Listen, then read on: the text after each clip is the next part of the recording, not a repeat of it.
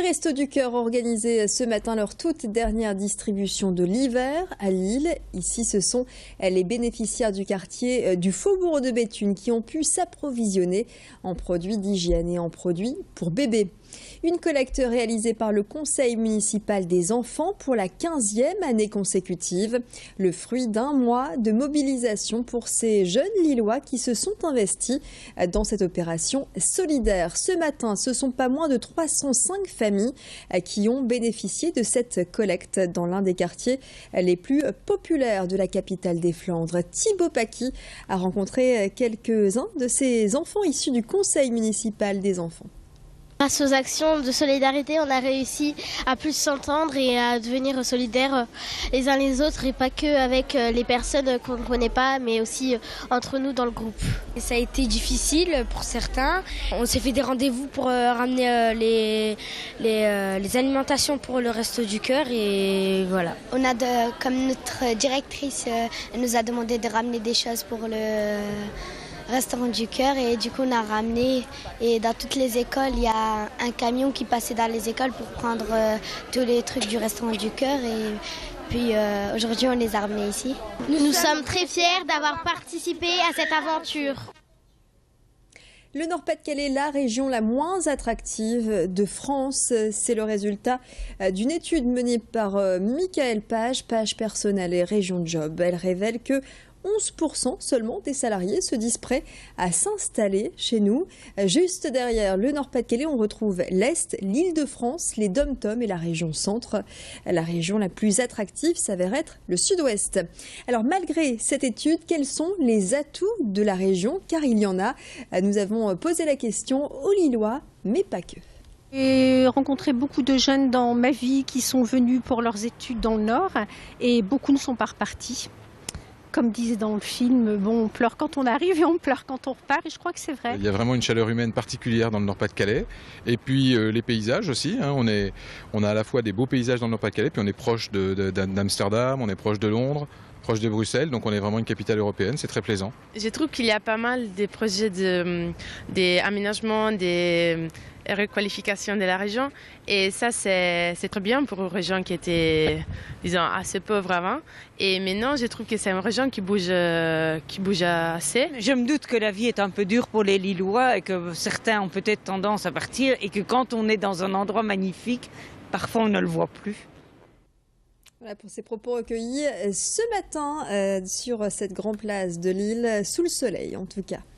Les beaux jours, justement, arrivent et les jardineries poussent comme des champignons. C'est le cas à Villeneuve-d'Ascq avec l'ouverture d'un tout nouveau magasin dédié au végétal, à la déco et aux animaux. L'enseigne est déjà présente à Lille ou encore à Vambrechy et se multiplie dans la métropole lilloise avec un concept sur plus de 30 000 mètres carrés qui mise sur le conseil. De quoi trouver des idées d'aménagement pour votre intérieur et surtout pour votre jardin avec l'arrivée du printemps. Xavier Silly a assisté à l'inauguration du magasin aux côtés des dirigeants. Il y a un jardin, un restaurant et un lieu de vente. C'est plus une jardinerie comme on les a connues, quoi. Et énormément de décoration, énormément de mise en scène. Le jardin, il y aura toutes des scènes que les gens pourront reproduire chez eux. Qu'est-ce qu'il y a encore? Le restaurant, beaucoup de produits frais en circuit court et la jardinerie, énormément d'expositions, énormément d'animations et pour toutes les bourses. Aujourd'hui, la plante ne se suffit plus à elle-même. La plante reste le cœur de notre métier mais n'est plus le centre de notre métier. C'est toute la nuance.